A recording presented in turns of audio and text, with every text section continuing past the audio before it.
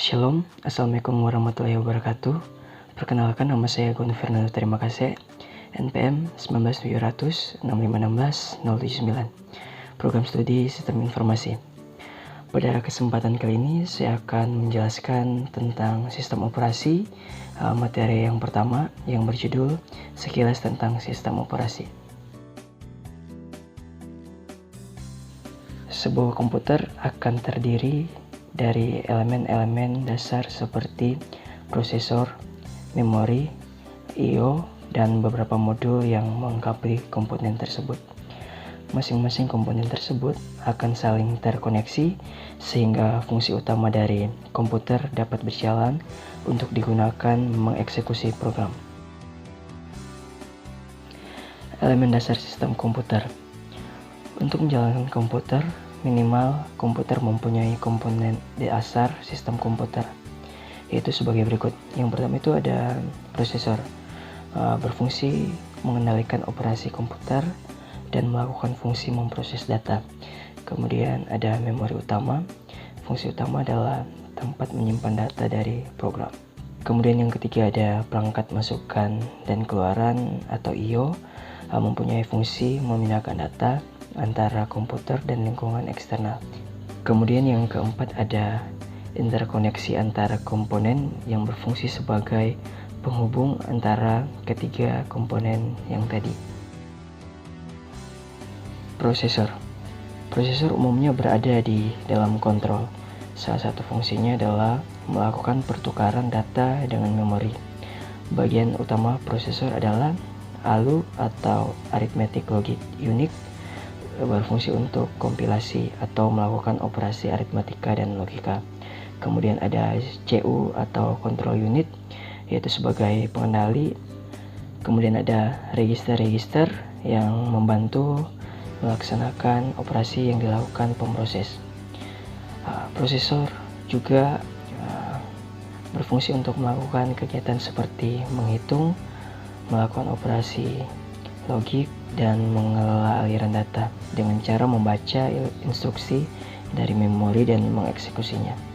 Untuk melakukan eksekusi, maka pemroses dituntun oleh clock. Langkah-langkah pemroses dalam melakukan kerja, yang pertama itu mengambil instruksi yang dikodekan secara binar dari memori utama. Kemudian mendekode instruksi menjadi aksi sederhana, lalu melakukan aksi-aksi. Tipe operasi yang sering dilakukan oleh komputer, yang pertama itu ada operasi aritmetika, penambahan, pengurangan, perkalian, dan sebagainya. Kemudian itu yang kedua ada operasi logika, yaitu OR, AND, XOR, dan inverse, dan sebagainya. Kemudian ada operasi pengendalian, yaitu percabangan, loop, lompat, dan sebagainya. Register. Dalam sistem komputer terdapat dua kategori register. Yang pertama itu ada register yang terlihat pemakai atau user visible register. Yang kedua itu ada register untuk kendali status atau control and status register. Yang pertama, register yang terlihat pemakai.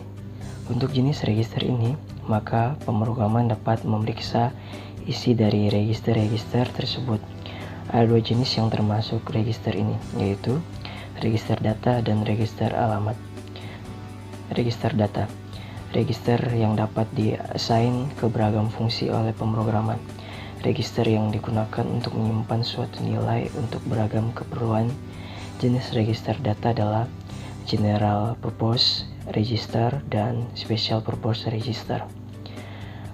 Contoh register alamat yaitu adalah register index, yaitu pengalamatan melibatkan penambahan indeks pada nilai dasar, merupakan mode pengalamatan yang populer. Kemudian ada register penunjuk segmen, yaitu register yang mencatat alamat dari segmen. Kemudian ada register penunjuk stack, itu merupakan mekanisme penting dalam sistem komputer. Kemudian yang kedua itu ada register untuk kendali dan status, digunakan untuk mengendalikan operasi dari pemroses. Sebagian dapat diakses dengan instruksi mesin yang dieksekusi dalam mode kontrol atau kernel sistem operasi. Sedang pada sebagian mesin register tersebut bersifat tidak visible terhadap pengguna. Jenis dari register untuk kendali dan status yaitu yang pertama itu ada register untuk alamat dan buffer, terdiri dari MAR atau Memory Address Register. Kemudian yang kedua ada MBR atau Memory Buffer Register. Kemudian ada IO AR yaitu merupakan IO Address Register. Kemudian ada IOBR yaitu IO Buffer Register. Kemudian yang kedua itu ada register untuk eksekusi instruksi yang terdiri dari PC atau program counter, itu untuk mencatat alamat memori di mana instruksi dalamnya akan dieksekusi. Kemudian ada IR atau instruction register untuk menampung instruksi yang akan dilaksanakan. Kemudian yang ketiga itu ada register untuk informasi status, dapat berupa satu register atau kumpulan register yang disebut PSW atau program status word yang berisi kode-kode kondisi pemroses ditambah statusnya. Memori utama, masalah yang timbul dalam rancangan komputer yaitu seberapa besar, seberapa cepat, dan seberapa mahal memori tersebut. Sehingga dari ketiga kondisi tersebut, maka karakteristik yang penting dalam pemilihan memori adalah harga, kapasitas, dan waktu akses. Dalam semua spektrum teknologi terdapat hubungan sebagai berikut. Yang pertama, semakin kecil waktu akses, maka semakin mahal harga per bit. Yang kedua, semakin besar kapasitas, maka semakin murah harga per bit. Yang ketiga, semakin besar kapasitas, maka semakin besar waktu akses. Kemudian ini merupakan hierarki memori utama. Kita bisa lihat gambarnya di sini.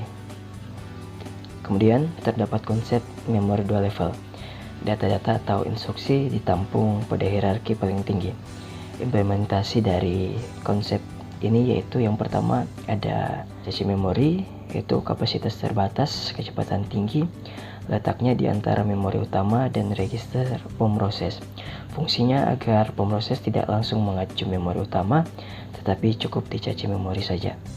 Kemudian yang kedua ada buffering, bagian memori utama untuk menampung data yang akan ditransfer dari atau ke perangkat masukan atau keluaran dan penyimpan sekunder.